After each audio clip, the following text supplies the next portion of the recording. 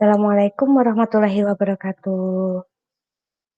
Teman-teman, kita bertemu lagi untuk mata kuliah Statistika Sosial. Untuk kali ini kita akan mempelajari tentang kompermin. Minggu-minggu sebelumnya sudah kita pelajari bagaimana pengolahan data menggunakan SPSS atau pendefinisian variabel di SPSS, kemudian deskriptif statistik atau cara mendeskripsikan suatu data dari hasil output SPSS, kemudian juga kenormalan data, selanjutnya adalah kompermin. Apa itu kompermin? Nah, kompermin ini nanti yang akan kita pelajari ada banyak. Ada prosedur means, ada independent sample t-test, ada one sample t-test, dan nanti ada lagi yang lainnya. Nah, untuk kali ini adalah prosedur mean atau kompermin ini digunakan untuk melihat perbedaan antara suatu kelompok dengan kelompok yang lainnya. Jadi misalnya nanti ada dua data antara kelompok A, kelompok B, atau kelompok yang lainnya. Nah, itu perbedaan dari kedua data tersebut nanti bagaimana? Itu kita menggunakan prosedur means ini. Nah, prosedur dalam SPSS yang digunakan untuk menampilkan mean atau rataan dari beberapa subgrup adalah prosedur mean. Nah, kalau kita sudah paham tentang mean itu adalah tentang rataan atau rata-rata. Syarat untuk prosedur mean itu ada dua, yaitu terdapat satu variabel numerik yang nantinya sebagai variabel dependent atau variabel bebas,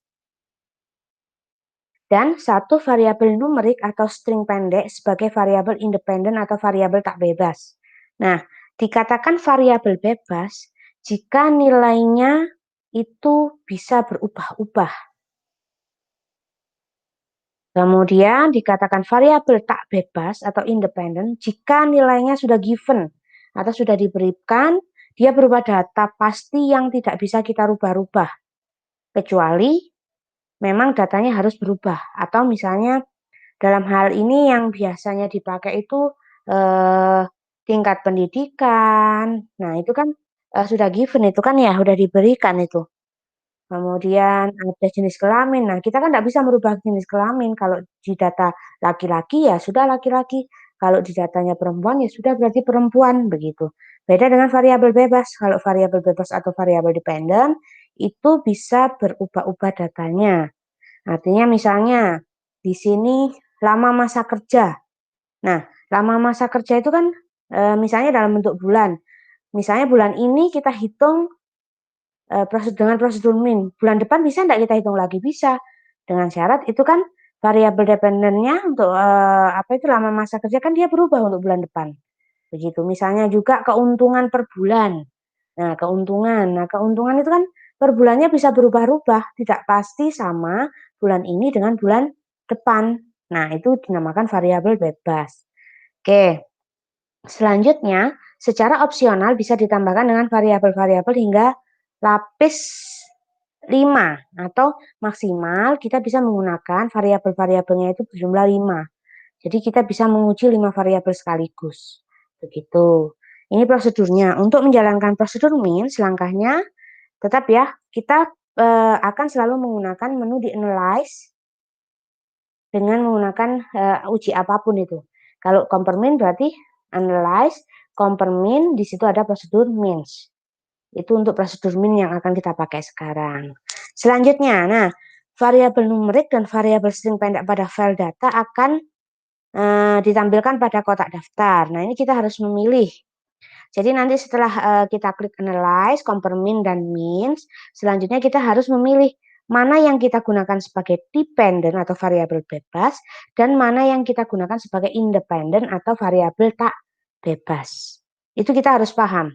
Tadi sudah saya jelaskan, dependent ini adalah variabel yang nilainya bisa berubah-ubah, tidak berdasarkan data, atau tidak berdasarkan data yang jelas. Kalau independen ini, itu adalah variabel yang tidak bisa kita rubah-rubah, jadi sudah given. Ini ada contoh. Seorang manajer ingin mengetahui rata-rata penjualan roti rasa durian berdasarkan tingkat pendidikan salesman. Kita lihat, kita harus memahami dari soal ini, mana yang dependent list dan mana yang independent. tingkat pendidikan, dan roti rasa durian. Kalau kita lihat, yang independen atau variabel tak bebasnya itu apa? Itu adalah tingkat pendidikan. Variabel tak bebas itu. Sudah diberikan kan ya? Sudah ada datanya. Berdasarkan apa? Akta misalnya. Atau berdasarkan ijazah. Dependent list, variabel bebas. Variabel bebas kita lihat di sini adalah roti rasa durian. Kenapa? Karena penjualan ini bisa jadi per hari itu berbeda-beda hasilnya. Makanya dia dikatakan bebas. Nilainya bebas berapapun sesuai dengan data saat itu. Kalau tingkat pendidikan mau dianalisis sekarang, besok, lusa, itu pasti tetap. Kalau SMA ya SMA, kalau S1 ya S1. Kan gitu. Beda dengan durian atau roti rasa durian ini. Kalau roti rasa durian ini berarti dia per hari bisa berbeda. Begitu bagaimana dengan kacang dan coklat? Karena di sini manajernya hanya ingin melihat rata-rata penjualan untuk roti rasa durian berdasarkan tingkat pendidikan. Maka yang kita gunakan data di sini hanya dua,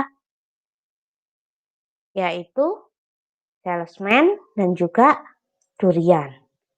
Tuh, ini datanya, keterangannya sudah ada. Salesman ini 1 sarjana, 2 SMA atau tingkat pendidikan yang digunakan tadi itu. Jenis kelamin berarti 1 untuk laki-laki, 2 untuk perempuan. Kacang, durian, coklat, numerik biasa. Ini untuk pendefinisian variabel ya. Keterangannya ada di sini. Oke, sekarang dimasukkan datanya. Kita langsung ke SPSS-nya aja, kita praktikkan untuk data ini.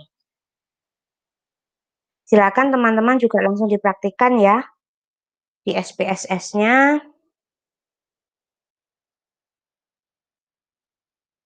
Sambil saya siapkan.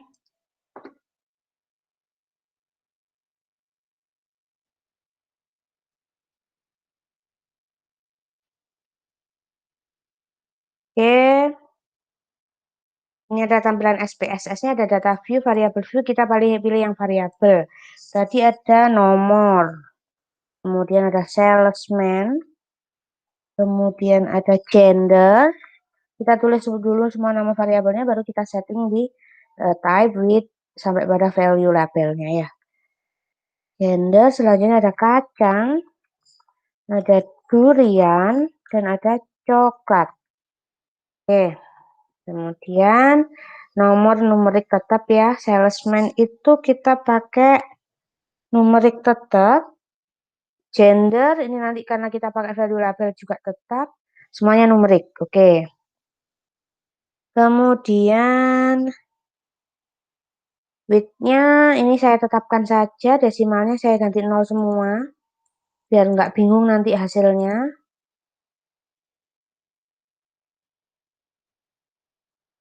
Labelnya ini berarti nomor urut. Yang ini tingkat pendidikan ya. Salesman tadi kan tingkat pendidikannya. Gender, jenis kelamin. Kacang berarti roti rasa kacang. Durian, roti rasa durian. Coklat, roti rasa coklat. Nomor tetap nggak ada value-nya. Salesman tadi ada 1. Itu adalah untuk di modul 1 untuk sarjana.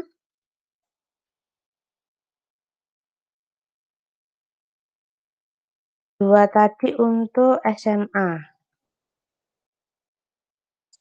Kemudian di oke. Yang gender 1 tadi untuk laki-laki. 2 tadi untuk perempuan. Nah, kalau sudah oke, semua sudah didefinisikan. Sekarang ke data view kita submitkan datanya. Bentar. Datanya tadi ada 12 data, 6 untuk tingkat pendidikan sarjana, 1. Ini gendernya tadi 1. Silakan dicek di SPSS di data ya, di LKM-nya ya. Gender 1, 250. Gendernya tadi 1. Data kacangnya 250, duriannya 300. Coklatnya 298. Selanjutnya nomor 2, 1 juga. Nomor 2, gender salesman 1, gender 1, 234, 20, 254. Nomor urut 3, gender salesman 1, gendernya, oh ini maaf 2, ini 220, 324, coklatnya 315. Nomor urut 4, salesman-nya tingkat pendidikannya 1, gendernya 1, 245, 315. Kemudian 387. Nomor urut 5 itu salesman-nya 1, gendernya 1, 281, 400, 200. Nomor urut 6, 1 untuk salesman, gendernya 2, kemudian 220, duriannya 420, kemudian coklatnya 145. Nomor urut 7 itu salesman-nya tingkat pendidikan 2, gendernya 2, 256, 389. Kemudian yang coklatnya 256 sama dengan yang kacang. Nomor urut 8, salesman 2, pendidikannya, gendernya 2, kemudian yang kacang 238, kemudian 375, yang coklat 200. Nomor urut 9 itu tingkat pendidikan 2, gendernya 2, 210, kemudian yang durian 364, yang coklat 241. Oke, sekarang yang nomor urut 10, salesman 2, tingkat pendidikannya, gendernya 1, 310, 325, 269. Nomor urut 11, tingkat pendidikannya 2, gendernya 1, 287, kemudian 410, dan 254. Nomor 12 yang terakhir, salesman-nya 2, gendernya 1, 254, 425, kemudian yang coklat kosong atau 0. Oke, ini data silakan di cross check ya.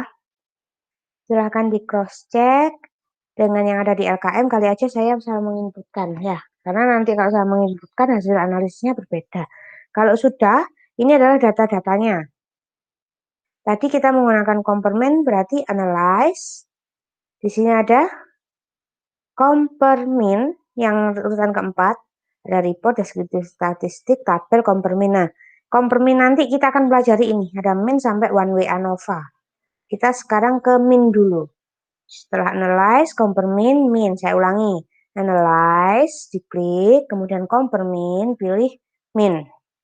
Nah, kalau sudah pindahkan, tadi kita sudah belajar tentang dependent dan independent. Dependent itu adalah variabel bebas yang nilainya bisa berubah-ubah kapanpun.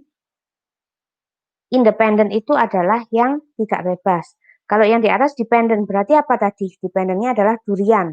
Karena tadi manajernya ingin melihat rata-rata durian terhadap tingkat pendidikan ya. Berarti dependennya itu adalah roti rasa durian dipindah. Selanjutnya, tingkat pendidikan itu sebagai independennya. Begitu. Saya ulangi. Ada dependen, ada independen. Dependen itu variabel bebas yang nilainya bisa berubah-ubah. Kalau independen itu yang tidak bisa berubah atau given atau data pasti, data tetap. Di sini yang kita gunakan itu adalah tingkat pendidikan. Kenapa tingkat pendidikan? Karena di soal tadi itu seorang manajernya ingin melihat rata-rata penjualan roti rasa durian dengan tingkat pendidikan salesman-nya. Oke, berarti durian sebagai dependen, tingkat pendidikan sebagai independen. Bagaimana kalau yang lainnya? Tergantung soalnya ya. Oke, kalau sudah silahkan di oke. Atau kita akan melihat dulu aja gini. Oke, kalau sudah tadi sudah tampil seperti itu, kita lihat sekarang di optionnya. Ini kan di sini di jendela ini ada pilihan option. Oke, kita ke option, kita pilih kira-kira yang akan kita analisis apanya. Karena tadi yang diminta hanya rata-rata, maka di sini pilih min. Awalnya kan tidak ada, awalnya kan kosong seperti ini. Berarti kita pilih min. Ini wajib, kalau min itu wajib. Min, kemudian number of case itu adalah jumlahnya nanti, dan juga standar deviasi untuk melihat standar deviasinya. Dipindahkan. Kalau sudah di continue, kemudian di oke. Nanti akan muncul, di situ adalah hasil outputnya. Saya akan langsung ke hasil outputnya.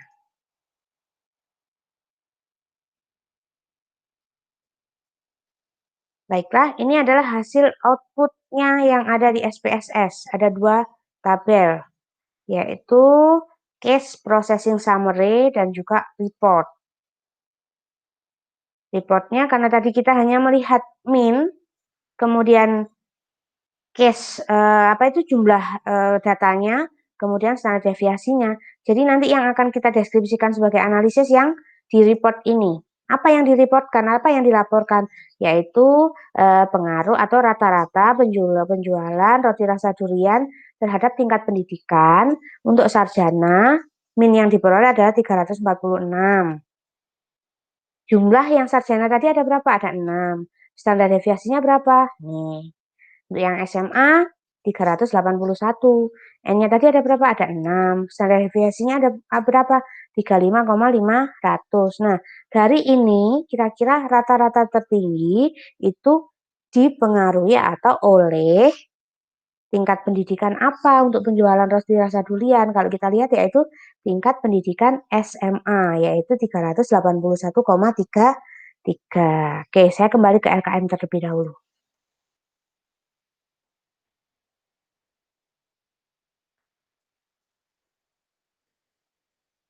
Ini datanya ya. Jadi berdasarkan output ini silakan dideskripsikan. Hasilnya itu adalah hasil analisisnya. Min pada variabel sarjana sebesar 346, SMA 381. Min tersebut menunjukkan rata-rata angka yang sering terjual dari roti durian. Untuk standar deviasinya berapa? Rata-ratanya berapa? Nah, ini silakan ditambahkan. Ternyata atau hasil analisis menunjukkan bahwa tingkat penjualan roti rasa durian berdasarkan tingkat pendidikan tertinggi diperoleh untuk jenjang SMA yaitu 381 dengan standar deviasi 35,500. Deskripsikan sendiri di sini untuk hasilnya. Gitu untuk prosedur min. Jadi kita melihat data itu berdasarkan rata-rata. Itu ya. Oke. Sekian untuk penjelasan min, silakan diulang-ulang. Ini ada untuk melihat lembar kerja, tetap saja datanya seperti ini. Value-nya 1 makanan, 2 minuman. Nah, analisislah data di atas menggunakan prosedur min untuk melihat rata-rata bentuk produksi terhadap keuntungan per bulan. Oke, ini sudah ada pilihannya. Jadi di option nanti pilihlah means, number of case, standar deviasi, median, dan varian. Jadi yang teman-teman analisis nanti adalah sejumlah 5 ini, mulai dari min sampai dengan varian. Tuh, kita lihat sekarang. Variabel bebas di sini untuk melihat rata-rata bentuk produksi terhadap keuntungan per bulan. Jadi, dependennya yang mana? Independennya yang mana? Yaitu dilihat ditentukan berdasarkan ini, bentuk produksi dan keuntungan per bulan. Itu yang mana dependen, mana yang independen. Silahkan menurut pemahaman teman-teman, apa itu? Yang mana yang dependen, yang mana independen dari soal ini. Baiklah, cukup sekian untuk penjelasan kali ini. Terima kasih. Silahkan dipelajari dan dikerjakan. Assalamualaikum warahmatullahi wabarakatuh.